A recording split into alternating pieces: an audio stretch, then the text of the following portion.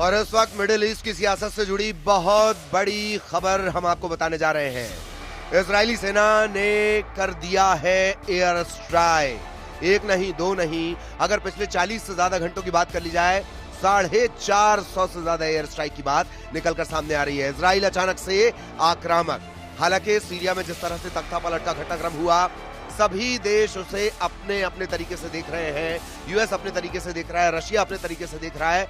इन सब के बीच इजराइल पर सबकी निगाहें जमी हुई थी और अब खबर ये मिल रही है, बड़ी खबर ये मिल रही है, बशर अल असद की सरकार गिरने के बाद इजराइल ने किया है एयर स्ट्राइक। बीते तकरीबन 45 घंटों की अगर बात कर ली जाए, 450 से ज्यादा हमले किए गए हैं। सीरिया के कई शहरों में हथियारों के depot, anti aircraft batteries production site पर ताबड़तोड़ हमले किए जा रहे हैं। इसके पीछे बताया जा रहा है बशान एरो ऑपरेशन। इजरायली सेना आईडीएफ का कहना है कि वायुसेना ने सीरिया के स्ट्रेटेजिक हथियार भंडारण पर 350 हमले किए हैं। दमिश्क, होम, टार्टस, लटाकिया, पलमायरा, बड़े पैमाने पर यहां पर हमले किए गए हैं। खासतौर पर टारगेट किसे किया जा रहा है? Aircraft batteries, missile, drone, fighter jet और टैंक नष्ट किए जा रहे हैं, यानी इन्हें टारगेट किया जा रहा है। ग्राउंड ऑपरेशन भी लगातार इजराइल की तरफ से चल रहा है। ग्राउंड ऑपरेशन में भी स्ट्राइक की जा रही है। इजराइल के जो गवर्नमेंट के सूत्र हैं, उनके हवाले से जानकारी मिल रही है कि सीरिया का नौसैनिक बेड़ा पूरी तरह से तबाह कर दिया गया है। सेना का अनुमान है कि उन्होंने बशर अल असद के 80% सैन्य ठिकाने नष्ट कर दिए हैं। इजराइल की तरफ से इसे बशान एरो नाम दिए जाने की बात सामने आ रही है। सीरिया में अलकायदा से जुड़े जो सुन्नी विद्रोही गुट है HTS, उसका कब्जा हो गया है। बशर के रूस भाग जाने के बाद इजराइल ने इस मौके का फायदा उठाया। इजराइल ने सीरिया के सैन्य ठिकानों पर हमला कर दिया है। सिर्फ हवाई हमले नहीं, बल्कि जमीनी स्तर पर भी इजरायली सेना सीरिया की सीमा के भीतर घुस गई है। 1990 के आसपास, 1994 में एक एग्रीमेंट के बाद ये पहली बार हो रहा है जब इजरायली सेना ने सीरिया की जमीन पर अपनी एंट्री की है।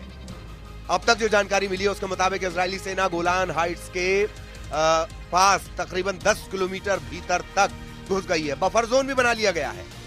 कई रिपोर्ट्स ये भी कह रही है कि इजराइल ने सीरियाई इलाकों पर कब्जे की योजना बनाई है। इस प्लानिंग को वो बहुत जल्द अंजाम देने जा रहा है। उत्तर सीरिया के जो शहर है वहां पर सीरियन डेमोक्रेटिक फोर्सेस SDF और तुर्की समर्थित सीरियन नेशनल आर्मी SNA, इनके बीच लगातार संघर्ष जारी है। यानी सीरिया की स्थिति ऐसी हो गई है, हर कोई अपने तरीके से लाभ उठाना चाह रहा है। वजह है उसकी कमर्शियल वैल्यू, वजह है उसकी जमीन का ट्रांसपोर्टेशन के लिए इस्तेमाल होना। यही वजह है कि हर कोई अपने तरीके से उस पर फायदा, अपने फायदे के हिसाब से उस पर हमला कर रहा है। SDF और NSA के बीच संघर्ष हुआ है। 3 दिनों में 200 से ज्यादा लोगों की जान चली गई है।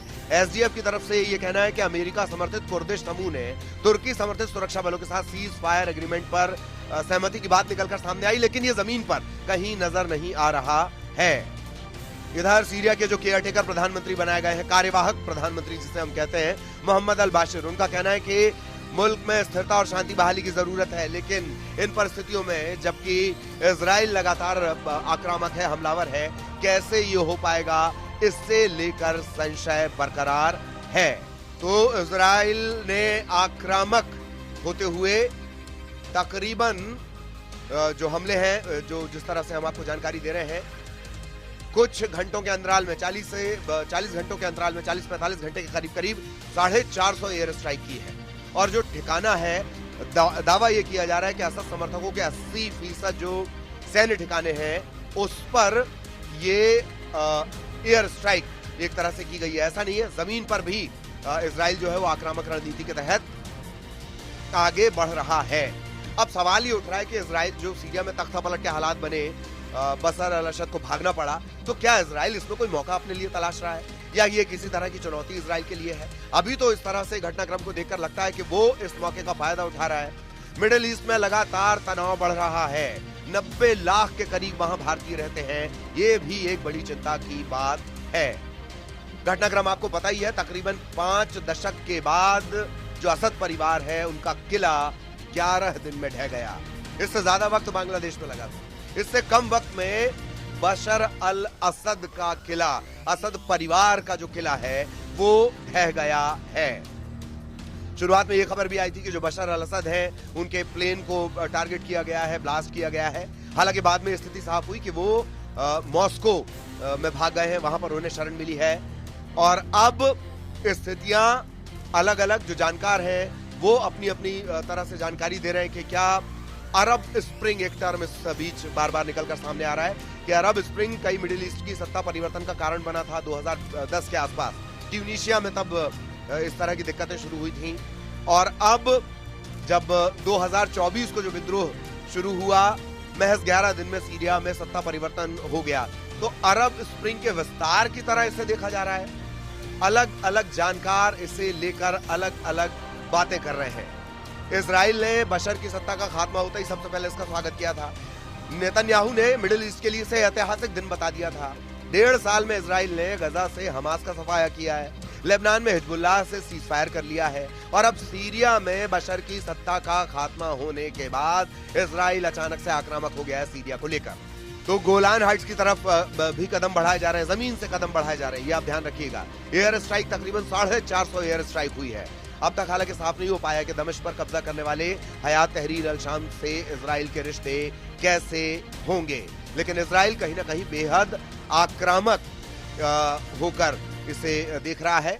तो ये ऐसे समझिए, Türkiye, Syria, Iraq, Iran, Armenia, ये सब कैस्पियन सागर से लगे हुए देश हैं। 5 देश जो आसपास के देश हैं, जो हम जिसकी जानकारी आपको दे रहे हैं। माना यह भी जा रहा है कि आईएसआईएस जैसा कोई नया खतरा भी उभर सकता है। ये अलग अलग जानकार हैं, अलग अलग तरीके से अपने अपने तरीके से वो इस पूरे घटनाक्रम को देख रहे हैं। लेकिन इजराइल से जुड़ा जो बड़ा अपडेट है वो हम आपको लगातार बता रहे हैं कि इजराइल ने 450 से ज्यादा एयर स्ट्राइक की है। और दावा ये किया जा रहा है, आईडीएफ जो है वहां की, वो ये दावा कर रही है कि 80% सैन्य ठिकाने तबाह कर दिए गए हैं। सीरिया में बशर अल असद की सरकार गिरने के बाद हजारों जो सीरियाई सैनिक हैं वो इराक की सीमा में भी दाखिल हुए हैं। और कोशिश उनकी ये है कि सीरिया में जमीन पर भी, इन 1994 के आसपास एक एग्रीमेंट इनके बीच हुआ था, और 1994 के बाद ये पहली बार होगा कि जमीन पर, सीरिया की जमीन पर इजराइल के सैनिक घुसे हैं। अब तक जो जानकारी मिली है, एयर स्ट्राइक एक अलग है जो हम आपको बता रहे हैं, 450 एयर स्ट्राइक। इसके अलावा जमीन पर भी तकरीबन गोलान इलाके में 10 किलोमीटर भीतर तक जो इजराइल की सेना है वो अंदर जा चुकी है। इसे देखा जा रहा है कि जो इजराइल है वो इसे मौके की तरह ले रहा है। हालांकि धीरे धीरे स्थितियां और साफ हो पाएंगी, लेकिन मिडिल ईस्ट में लगातार शक्ति संतुलन अस्थिरता की तरफ बढ़ता हुआ। अलग अलग जानकारों की अलग अलग राय है, लेकिन भारत के लिए चिंता की बात यह कि इस पूरे इलाके में अगर देख लिया जाए, तकरीबन 90 लाख के आसपास भारतीय इन इलाकों में रहते हैं, जिन देशों का हम बार बार जिक्र कर रहे हैं।